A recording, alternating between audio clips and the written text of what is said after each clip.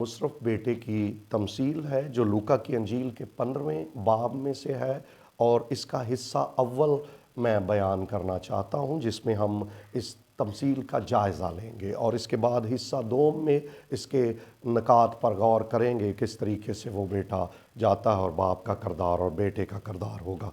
हिस्सा अव्वल में मैं इस तमसील का जायज़ा लूँगा और सबसे पहले मैं ये बताना चाहता हूँ कि लूका की अंजील के 15वें बाब में ये 3 तमासील हैं और तीनों तमासील जो हैं वो मिलकर हकीकत में ये एक ही तमसील है, जिसमें चरवाहे की तमसील है जो अपनी 99 भेड़ों को छोड़कर एक भेड़ के पीछे जाता है, और उस औरत की है जो दिरहम उसका 1/10 में से गुम हो जाता है, वो उसको ढूंढती है। और तीसरे नंबर पर जो है वो 2 बेटों में से छोटा बेटा जो है वो चला जाता है और सब कुछ अपना हिस्सा ले जाता है।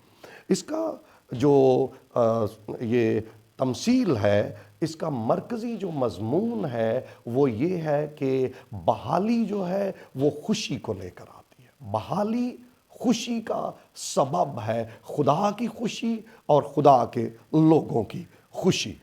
इस तमसील के अंदर बेटे का, बाप का और रूहुल कुद्दस का किरदार पाया जाता है।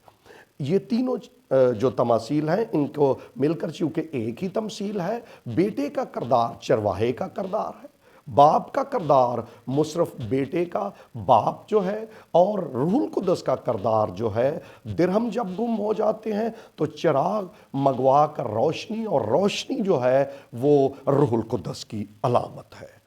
इन तमासील के अंदर मैथमेटिकल प्रोग्रेशन भी चल रही है कि अगर पहली तमसील देखी जाए तो उसके अंदर जो है वो 100 में से 1 जो भेड़ है वो गुम होती है, और जो चरवाहा है वो 1 भेड़ के लिए 100 में से 1 को वापस लेकर आता है। दिरहम की बात की जाए तो 10 में से 1 दिरहम है जो बहाल होता है फिर। और अगर तीसरी तमसील में चले जाएं तो 2 बेटों में से 1 बेटा है, यानी 100 में से 1, फिर 10 में से 1 और फिर 2 में से 1।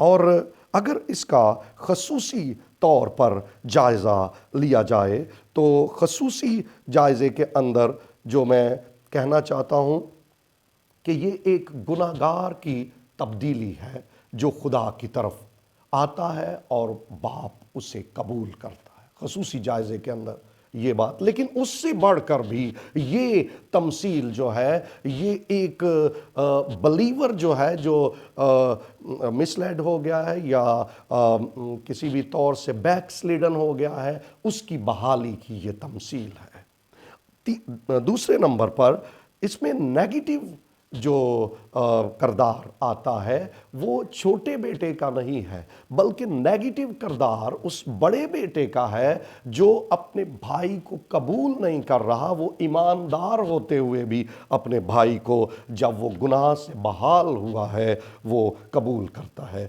इस तमसील के अंदर जो मेन करैक्टर है वो मुशर्रफ बेटे का नहीं बल्कि बाप का किरदार है जो गुनाहगार बेटे को कबूल कर रहा है।